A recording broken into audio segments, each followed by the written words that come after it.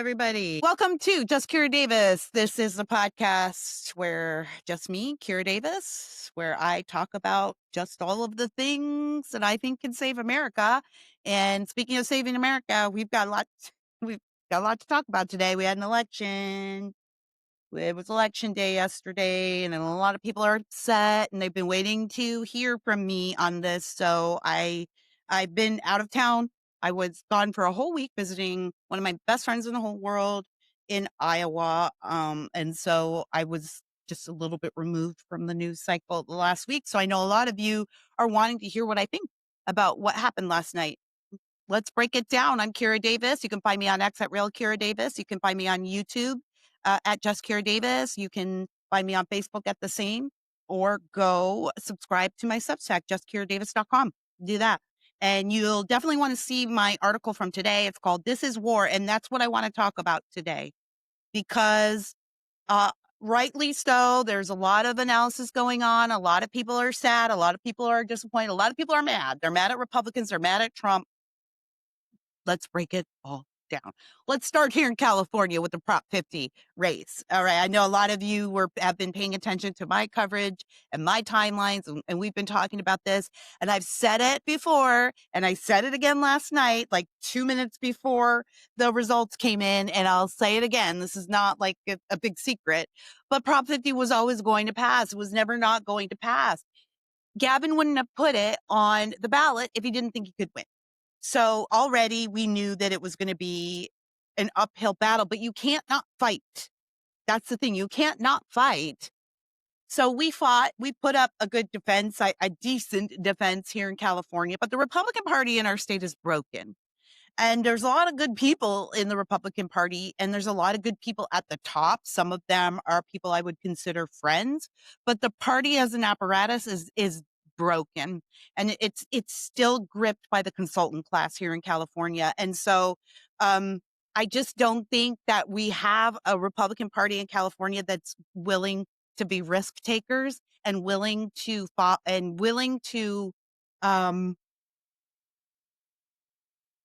create leaders. We need leaders. That's what we need. We need leaders. So I'm going to talk about the numbers here in a minute, but I want to talk about what a leader is and why it matters to have good leaders. We've got great spokespersons. We've got guys like Steve Hilton who are ascending in the party and are really pushing for that governor's mansion and wanting to be the next leader. And I'm Team Hilton. I've endorsed Steve, and I am totally 100% on board. That being said, he's on his way to becoming a leader. He's not a leader yet of the party. We need leaders. We need people who motivate the voters, because look, here in California, the truth is, there's fraud. It was rigged from the start. It was never not going to pass. It's rigged. The president has talked about that. Caroline Levitt talked about that. Everybody knows it's rigged here. That being said, we still didn't have turnout. We did not have good Republican turnout. Here in Orange County, which is the Republican base, it's here in Orange County. We have 34% turnout. So far, it looks like 34% turnout. That might go up a little bit as the weeks drag on and we finish the count officially. So it's not just that there's voter fraud. We're not turning out. And I can't blame people. I'm getting kind of sick and tired of Republicans in California, Republican leadership in California scolding Republican voters for not getting on board with early voting, or not getting on board with this candidate or that candidate, or not turning out. What are you doing for them? What are you doing to ensure that their vote counts? I'm not saying that you're wrong. I'm not saying that it's not frustrating. I'm frustrated. I'm super frustrated with the Republican base and how we vote. From our very most local offices to school board, from school board to the governor's office, I share those frustrations. But I'm wondering what the difference is between how a leader talks about those frustrations and how a whiner talks about those frustrations. I feel like we have a lot of whiners in the California Republican Party and not enough leaders. You've got to lead people to the polls. That's what Trump did. I'm not saying that California politicians need to be Trump. Please don't misconstrue that. California's a different state than the rest of the country, and you got to have different tactics here. I understand that. So please do not misunderstand what I'm saying. But as far as strategy and examples of what works, this is a great example we have right in front of us. We don't have to replicate his style, but we should replicate that boldness and that desperation to reach every corner, every voter. Trump went everywhere. He did not turn up his nose at anyone or any place to go and get votes and be heard. And Republicans in California do not do that. And we didn't do that in the Prop 50 battle. This is a base election. We said we'll focus on the base. You couldn't even get the base out. So it's not about just focusing on the base, is it? There's something wrong with how we message to the base. They don't want to hear from us anymore. We're disappointing them. I know I go to my base, my fan base in California is Gen X and above, just to be realistic about it. The people who buy my stuff and read my articles are Gen X and older. So I end up talking to a lot of the boomer generation. When I'm out talking to the GOP ladies clubs across the states, I can come to your club too. If you're in California, hit me up, DM me, write me at I think it's just KiraDavis.pm.me, but if you just DM me, I'll get it.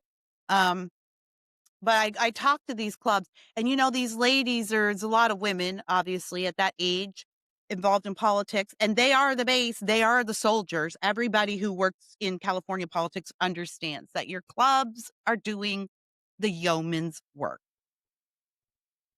So how can I, as a GOP candidate or representative, go to these places and wave my finger at people who are 80 and 90 years old and tell them, you don't understand early voting. You don't get it. And you're ruining everything because you won't go vote early. And we can't compete because you won't vote early. You talk to them like they're stupid, and they're not stupid. These people have decades of life experience behind them. They understand what they're doing when they vote early, and they don't like it. And I understand that we can't compete if we don't compete with the early vote the way things stand here in California. I get it. But you're messaging it all wrong. You're not encouraging voters to go to the ballot box. You're encouraging them to stay home because they feel like, what? Even the Republicans don't get me. Even the Republicans don't want to hear what I have to say. Even the Republicans are being wishy-washy about this, right? We're not leading people to the ballot box. This is what I'm saying. We're not leading people to the vote. Trump was like the Pied Piper. People just come and fall in the line right behind him. And we did see that when he's not on the ballot, it changes. And I've been saying this since he won. Y'all been listening? I've been saying it since he won. Republicans are cocky. We flipped our school board here. I'm going to get in trouble locally for saying this because I know a lot of people worked so hard on that election. We flipped our school board, but I've been trying to tell people, don't get cocky about that. Trump was on the ballot. Can we do it again when he's not? I don't know. And I think we need to start taking that seriously. And we need to understand what it is that Americans were responding to in Trump. Some of it's personality, right? Some of it's just the specter of Trump. That's also a leader, my friends. That's also what a leader does. A leader overwhelms you with his very specter. And a leader, and in that respect, a great leader will lead weak men to strong times because weak men will be very persuaded by the specter of a strong and good leader. So in that respect, yeah, having a strong leader matters for the weak people, but it also matters for the strong people. You encourage them, right? You motivate them, but mostly you make them believe. And when I'm looking at my Republican candidates, who I want to vote for or who is really speaking to me, they're the people who make me believe. I suppose we could say that with Mamdani in New York, that he made people believe. Now, what they're believing in, that's a different topic, but he made people believe. He made people believe in the message, believe that he meant it, believe that he cared, believe that people could be a part of great, exciting change. And we just don't have a lot of those Republicans who are out there making people believe. I see some Republicans, some conservative Republicans trying to take on the attitude of Trump and being very MAGA and very like, I don't, screw the trannies and deport everybody and just getting super hardcore red meat. And I don't know if it's sincere, but it feels insincere because it feels like it's imitating what they think is Trump's attitude instead of taking on their own boldness and their own aggression, their own type of aggression that works for them and works with their personality and motivates the people who went to the ballot box for them in the first place. Where are those people who, when they finish talking to you, they leave you feeling hopeful and energized and feeling like I'm one election away from victory? Where are those people? Those are the people who bring you to the ballot box. That's what we need. That's why Prop 50 lost. Yes, there was cheating. But let's say we get rid of the cheating, and I think we're on the path to do that. I'm going to give you some hope as we move along on this podcast. I think we're on the path to do that, to make our elections much more transparent and to solve some of this election fraud that we have. I really do. There are some things in the works that are happening here in California now and even nationwide, so we need to keep that in mind. But so what? Let's say we fix the voter ID here in California. Which, by the way, this is why they're getting so violent at the ICE facilities and so violent out there. They know. Once we deport their voters, they're really screwed here in California. I don't think you understand how dangerous it is for Democrats here right now. I don't think you get it. They're scared. It's not that they're strong. They're scared. They will never win in California again if we get voter ID and we get to deport people. They'll never win again, at least for 50 years. They know that. So they're very scared, and that makes them very dangerous. But let's just say we get a national voter ID and everyone's got to bring ID to the ballot box next year. So what? If you don't have Republicans who are going to motivate their base to get out there, as a matter of fact, if you don't even have Republicans who are telling their base that this stuff is happening, that we're winning the legal battles, if you don't have Republicans who are willing to message that, I don't know what good the voter ID is. You've got to get people out. We do not have exciting Republicans here in the state of California, with the exception of one or two. We just don't. And that matters. Look at the White House meme team. Look at how they message. Look at the Border Patrol meme team. I know a lot of us out there are going meme teams. That's so Gen Z. Yes, I get that. And you don't win elections on social media, but it helps. You get the word out on social media. I bet you Mamdani won on social media. Like, there are places where it matters. But California Republicans in particular have abandoned the cities, and we cannot win without the cities. We can't do it. How you start winning the cities by solving this election fraud problem. That will go a long way. You wouldn't even necessarily have to compete very hard in the cities. I think just the fraud portion would be enough. But where are the people willing to wade in and go into the contentious areas and be brave to be Charlie Kirk? And I want to say this about all the whiners out there today, and I get it, there is a lot that we need to pay attention to, but let's not forget, all of these losses happen in blue cities and or blue states. Nothing is surprising. Nothing surprising happened yesterday. Did it? If I don't know, I think we're surprised because we had hoped that the shocking evil of the Democrats running would be enough to make even their side go, I can't do this. But no, all it did, it showed us where we are in this country. We're split. We're absolutely split, and not even down the middle, by the way. We're the majority, but we are split ideologically. And there's no compromising with the side that doesn't have a problem with an elected law enforcement politician calling for the murder of his colleagues' children that he knows, that he's met and spoken to and seen. This guy is a lunatic. Mamdani is a lunatic, and they got elected. So it doesn't matter, how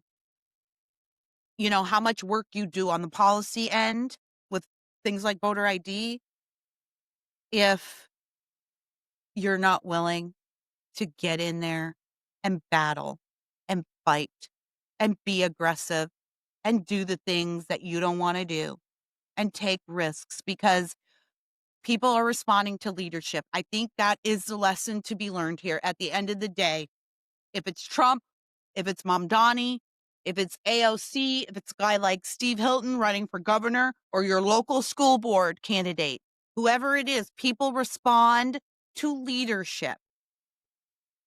Most people are followers, and that's fine. That's good. Actually, you can't have a bunch of leaders, right? But it's not even about the R or the D at this point. It's about who's willing to lead. And you know what leaders do? They're bold and they take risks and they're not whiners. Stop whining. Stop whining. Go out there and find some leaders and support them. Or better yet, go out there and be a leader and start telling people how they can win and why they can win. Again, just I'll circle back to my original point about scolding the senior Republican voters here in California. I find it extremely distasteful. You're treating them like they're morons, and they're not. They're not dumber because they're older. In fact, they're more intelligent. Yes, I get it. They don't get technology, modern technology. I mean, Gen X here, guilty. Things are progressing at a pace that is outpacing their understanding of how all of that works with the data and all of that. Understood. But these are still your baits. So don't go out there and scold the older voters for not getting on board with early voting, which is hopelessly corrupt, and we know it is because we talk about it all the time. Then don't turn around and scold them for not getting on board with that, and then wonder why you only have a 34% base turnout in Orange County during a very important election. You can't have it both ways. So, and I'm not even saying, I don't know necessarily what the exact solution is because early voting is an issue here in California and it is legal and the other side is winning with it. And so we need to learn how to compete with early voting. We do. I'm just saying that I don't think that the key, I think, now this is 1, 2, 3, this is the fourth election cycle where we've had to be hollering at folks about early voting in California, and we're still losing in the turnout. That's an us problem. That's not a Democrat problem. That's an us problem. And again, I think that's leadership because people get excited to come out for exciting leaders. And what does a leader offer? Well, they offer strategy. They offer personality for sure. That's a big part of it. They have to be engaging. That's a huge part of it, but they have to offer hope. And California Republicans are so beaten down. I think even the leadership has absorbed that without even knowing it. And I don't know what to do. I don't know what to do. I support the people and offer all of my expertise and skills to the people who I believe are great leaders here in California. And I've reached out to those people and helped those people when I can. I've tried to be one of those people. I ran for a school board. I like to think of myself as a strong voice for California. But am I a leader? I don't know. Are people going to the ballot box marching to the ballot box because of Kira Davis? No. We haven't seen the person who's going to go out there and remind people why it's not time to give up. It's not time to give up. I don't see it. Am I naive? Am I crazy? Maybe I'm just a hopeless Jesus lover. And with Jesus, there's always hope. So I guess I don't even have it in me to give up, but I'm also an American. I don't understand Americans who can give up. I understand Americans who get tired, who retreat, who find peace. But even those Americans, even when you talk to them, you might say, "Oh, I don't even do that anymore." I don't. Like, some people might even say, "I don't even vote anymore." But if you talk more to them, you'll see they haven't really given up. They've just moved their passion to some other area of service that they feel is more effective. They're serving their community. Maybe they become a pastor. Maybe they became a teacher. Like, they've just moved their passions. Good patriotic Americans never give up. They get tired. I know a lot of you guys are tired out there, but I don't know. Did you think that it was gonna be easy? Did you think that Trump was gonna win and we're gonna have all these fun victories, we close the border and we bomb the drug boats and Trump sticks it to, Nancy Pelosi and CNN when he's on the podium? Did you think it was just gonna be 4 years of that? Did we learn nothing from 2016 and 2020, which is that Trump is one man? You are the cavalry. You are. Now, there is nothing wrong with waiting until you are motivated by a strong and effective leader. Okay, that's fair. That's how most humans operate. And I think it is naive and wrong to imagine that it doesn't work that way. That's human nature. I think Republicans could do well to study human nature a bit more too. Yes. But people, you know, people want to be motivated and they want to hear why there's hope. And they want to hear why, because I believe every good American has a kernel of hope inside them always. And so they're wanting to hear why they should risk exposing the hope nerve, if you will.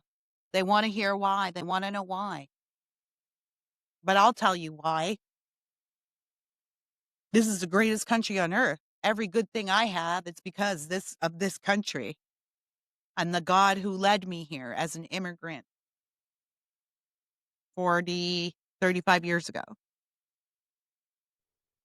This country is founded on the idea of impossible odds being overcome impossibly in every aspect, from our founding fathers to the abolitionist movement to civil rights.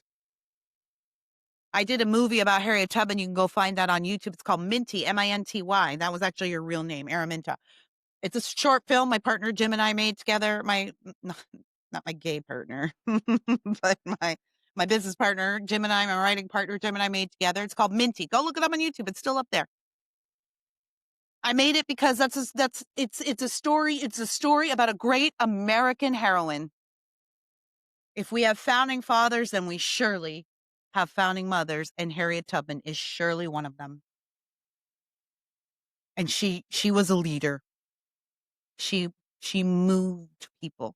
She moved people to action. You can read wonderful letters written to she was a spy in the American Revolution, and you can see wonderful letters of support from governors and generals and colonels and all kinds of influential people written to the president saying, "You must give this woman a pension. She is a hero. She saved this country."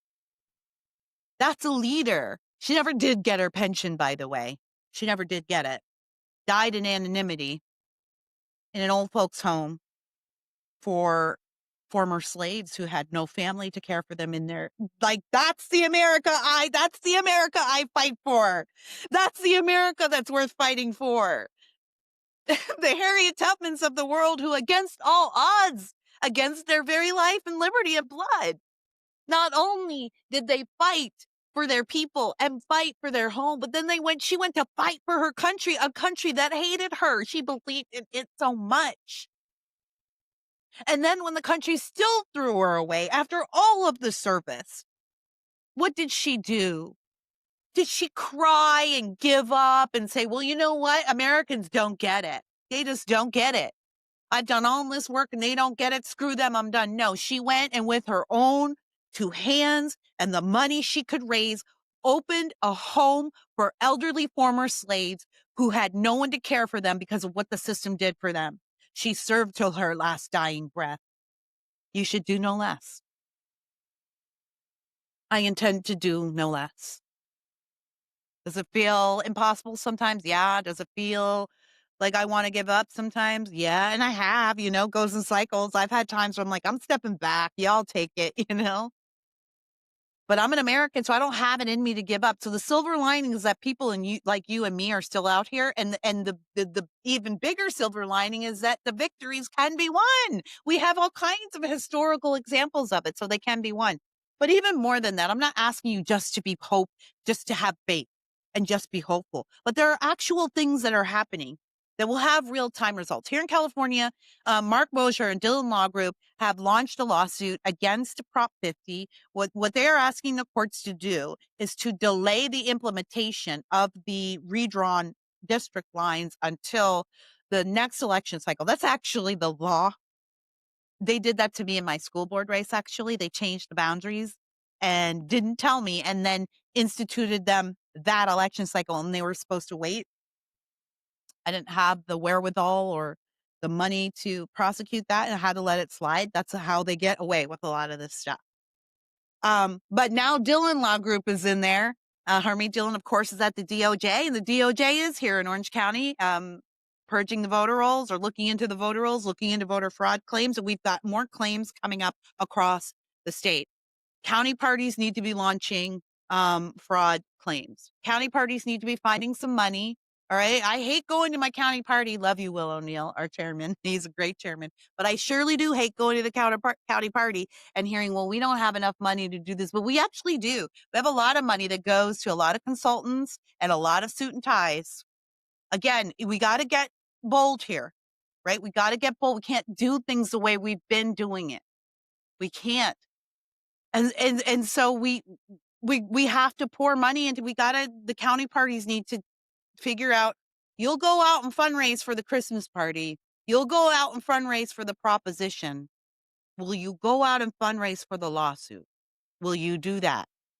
Like, I think that falls under the purview of county parties. I've only read the bylaws of our party, Orange County, but I would say it does fall under activism and voter integrity and education. So your county party should be suing to purge the voter rolls, and you should be suing to audit. Hell, that should happen every year. That should happen every year. And I don't want to hear about how much it costs. Oh my gosh, what we spend money on, even the Republican Party. I'm so sad. I don't want to hear that. You can do it. What you mean when you say that is, well, we have this stuff earmarked. We can't remove the earmark. Yes, you can do whatever you want. You can do whatever you want. You just need to find a way to do it. I don't accept that anymore. You can do whatever you want. I was on Tea Party Patriots podcast this morning with Jenny Beth Martin, and she was asking me about, did I think it was a good idea for these other states now to trigger their redistricting? And Kira Davis a year ago would have said no.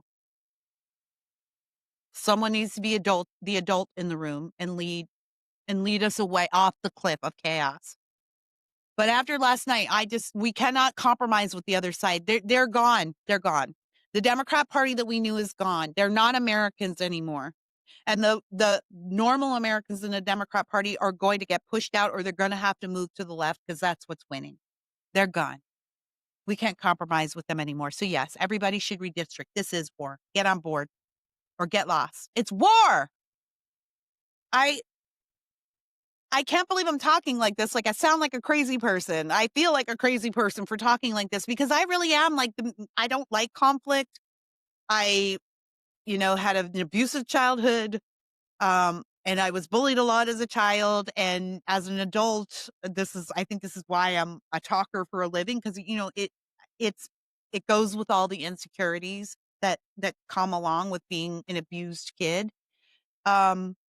And so I can't believe I'm saying these things, but I have to say it. I just don't think we're in a time of persuasion anymore. And I think a lot of you conservatives out there,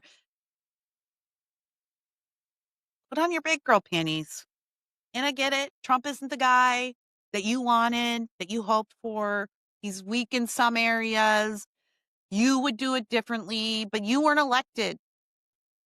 And the candidates that you supported have not been elected. The candidates that I supported have not been elected because we're weak.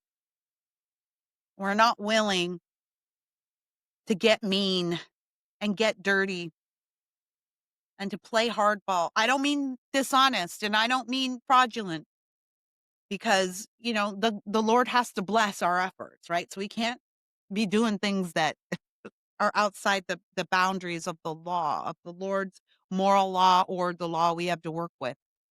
But we sure do let a lot slide, and we sure do act real nice out there when we should be getting gritty and getting our hands dirty and taking the risks. And if that means you're not going to win the next election cycle, Capistrano Unified School Board, full of supposed conservatives, you're thinking about the next election cycle. Don't.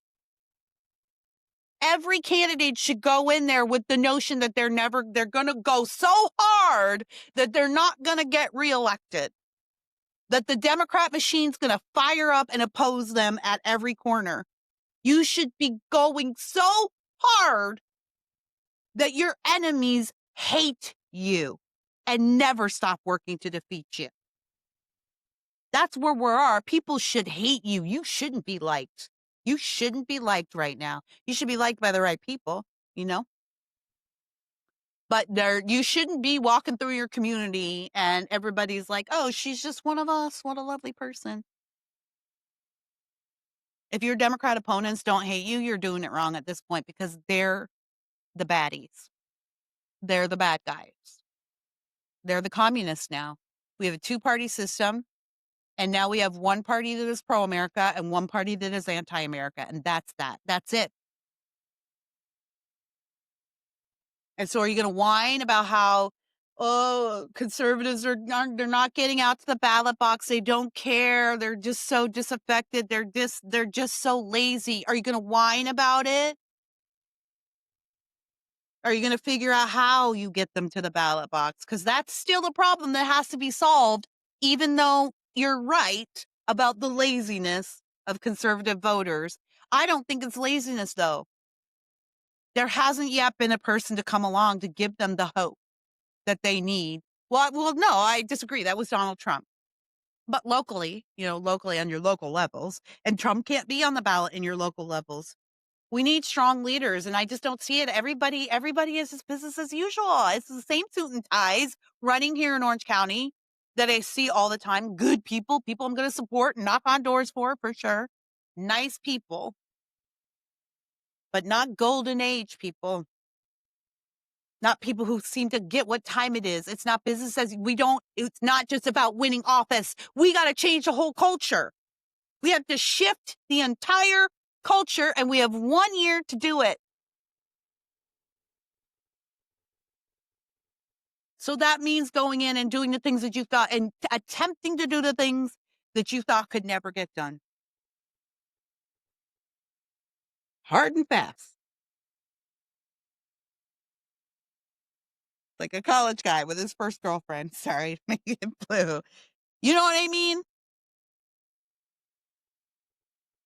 I just don't know if I'm in the mood for weak Republicans or fatigue. I'm not in the mood for it. And I also don't want to scold people for being tired, because I get that too. And I don't think that's your fault. So I don't want to scold you for saying I give up. I don't want to scold you for saying I don't know that it was worth it to go to the ballot box, because I understand. And I don't even blame you. And I don't think it's your fault. You haven't been given a leader who can look at you and tell you why America is worth voting for, why California is worth voting for, why these people are worth voting for. But here in America, we are it. We are the best last hope, not just for the rest of the world, but for you, for your family. What are you willing to do for your family? You know, and this is what I always tell my audiences when I'm speaking. It's part of my speech. Shouldn't give it away, but it matters. All of you out there, all of you proudly will say, I will die for my kids. I will die for my husband or wife. I will die for my country. It's very easy for conservatives, especially, and Republicans to say that, which sort of, it's in our DNA. We all go, well, yes, we'll die for our country. We'll die for our family. But that's easy. That's a no-brainer. And I'm afraid that actually takes no courage to utter. Would you go to a school board meeting for your kid? Would you go to 10? Would you go to 10 city council meetings for your kids? Would you run for city council for your kids? Would you knock on 40,000 doors for your kids? Would you register 5,000 voters for your kids? Don't tell me you'll die for your kids. That's the easy part. Every parent would. Will you sacrifice your Saturdays to walk for that candidate that you believe in for your kids? Everyone needs to start reframing what it means to serve, what it means to sacrifice, and what it means to die for your children and to die for your country. It means dying to yourself. It means dying to your schedule, dying to your comfort, dying to your need to be well liked and loved, dying to yourself, dying to your own needs. It's a service. I think even on the right, we have let the culture of service be diluted. Part of that is because we've welcomed people into our party who are not of the faith, not of the Christian faith, and aren't baked in the idea of service to mankind. It used to be we kind of all shared the same values, and we don't now. We're a big tent party now. So that, and I'm not suggesting there needs to be anything done about that. I'm just saying that it is what it is. So Christians are very service oriented. It's why we have hospitals and orphanages and everything. That thank you, Christian. They're very service oriented, and that usually affects the culture that they live in and surround. Adoption is a big Christian value, and so where there are Christians, there's higher levels of adoption, that kind of thing. But we need to get away from. We need to get back to this idea of patriotism and service. And so I say this all the time in my speeches too, that Republicans are doing America a great disservice by pretending that school boards are for moms. I'm a mom. I ran for school board, and most of my school board is just moms like me who, you know, were concerned about their kids and like kids and love their communities. And, my school board, for the most part, is made up of people who care about their communities and their kids. But honest to God, I think we need fewer moms on school boards, and I think we need more soldiers, more warriors, not literal soldiers, but more warriors, right? And you could be a mom and a warrior too. I don't mean we need fewer women. That's not what I'm saying. What I'm saying is we need fewer moms. Look at the nice moms who are just, I've got a business in this community, and I don't want to put off the community and make them hate me because I need this business to grow and thrive. It supports my family, and all fair things to think about. But we are not in the mom era. We are not in the nurturing era. We're in the kick ass and take names later era. So I do think Republicans have done themselves a great disservice by pretending that the school board races are for school board moms. They're not. It's where it all starts. The left has been educating their socialists for 70 years, and now the communists run New York City and California and possibly New Jersey. I think there's definitely shady stuff going on in New Jersey, though. There's voter fraud. Again, there's voter fraud that's going to have to be dug out before next year. That's going to help a lot, but it can't be everything. We need Republicans. If you are a member of your local Republican Party, you need to adopt a school board today. And then you need to go find conservative candidates, not Republican candidates. You need to go find conservative candidates. People who are willing to walk into those positions and on day one start making real discernible change. And you need to tell them when the recalls come, and they will, because it's the only play that the teachers unions have. When the recalls come, we're going to stand with you.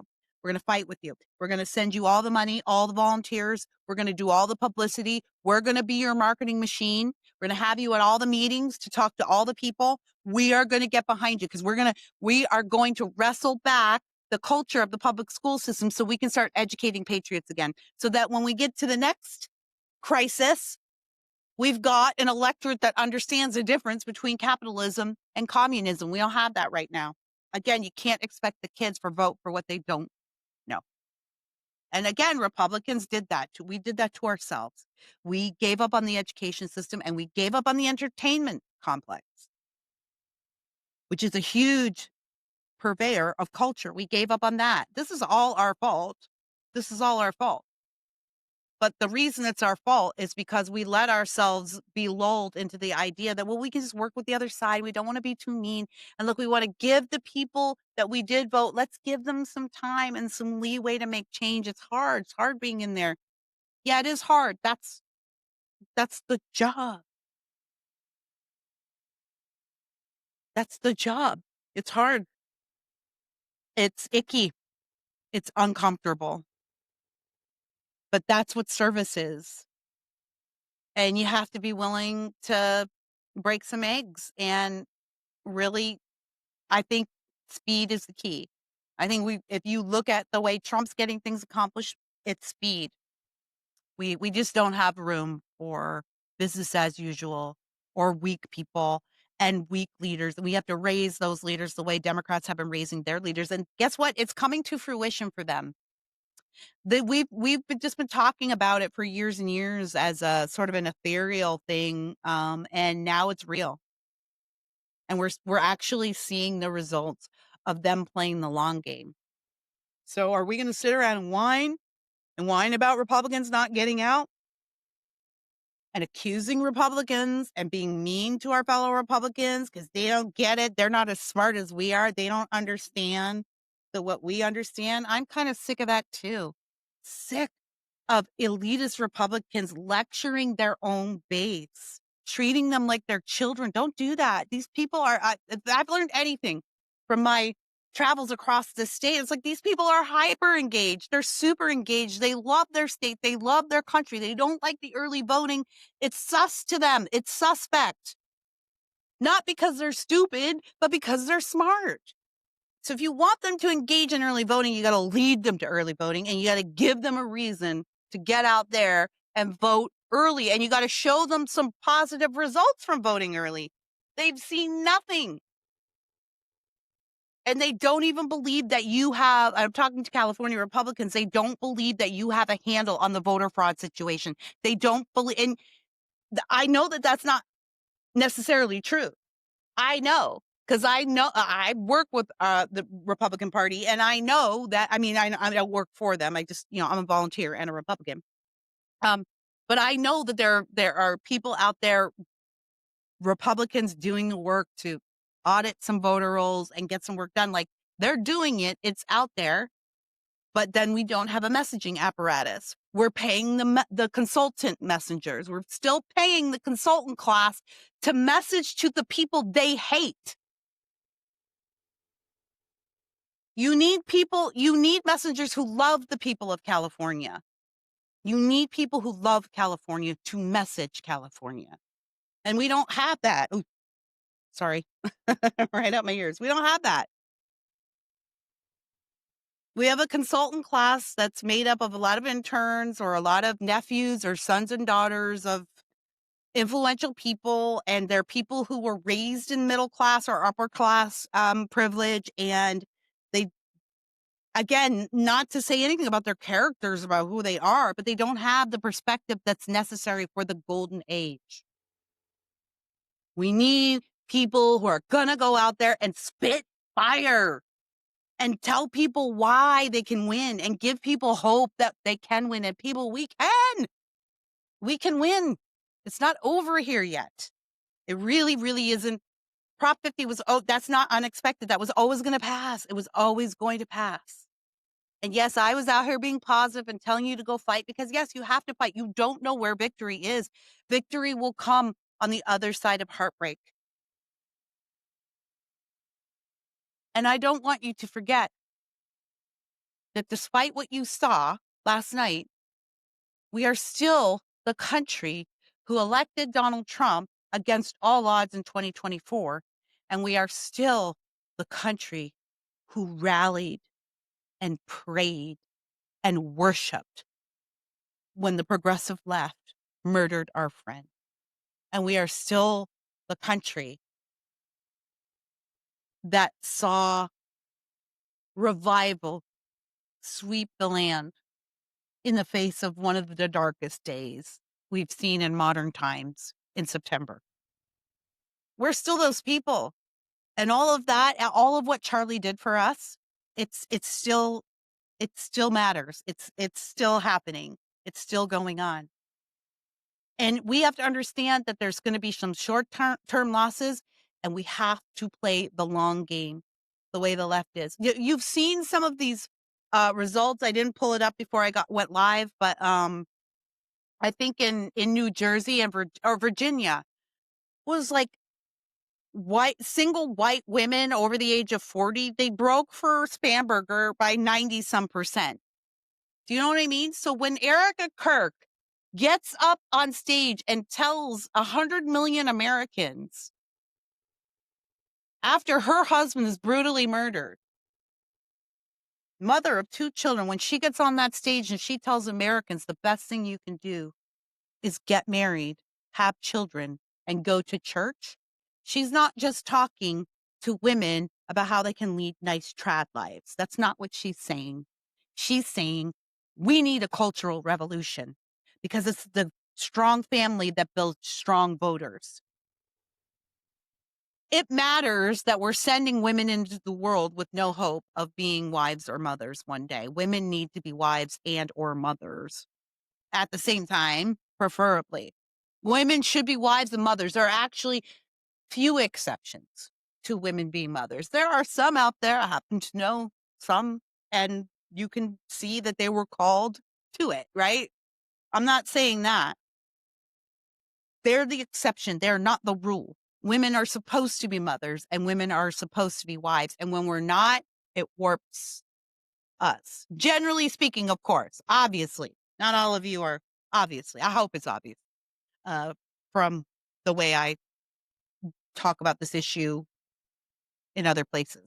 So obviously, that's a whole other episode, right? About why women aren't getting married and why they can't get married. And you guys know I have a heart for that. Actually, I really have a heart for trying to connect people and pray for people who want to find spouses because it's a problem. We have a problem. And that's been another deliberate effort by the left to destroy the family. It's not just about what it does to the welfare rolls, but it's what it does to the voters, right? It creates perverse motivations in lonely people.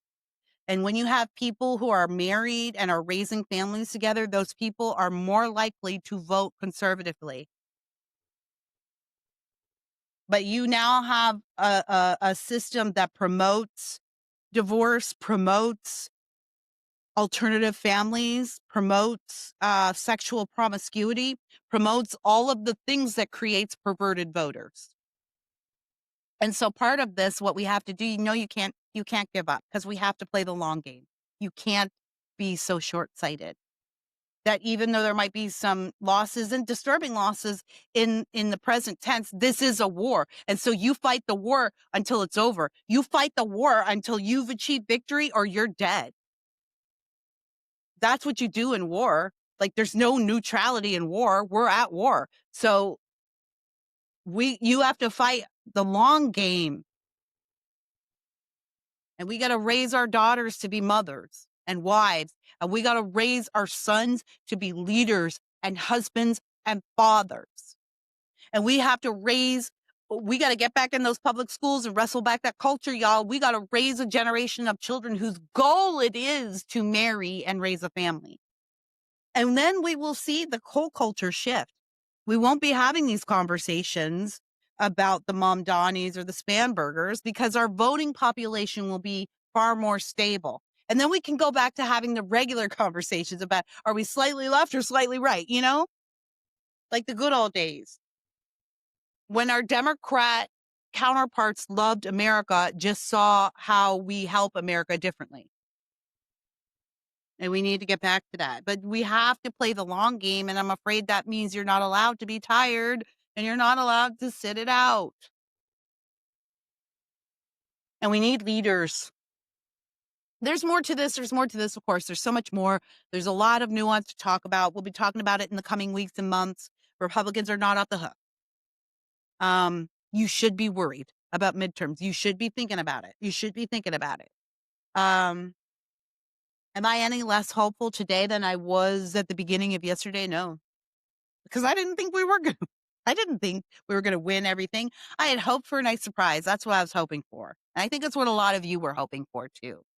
Because it just feels like we're in the golden age and we can't lose, but we surely can.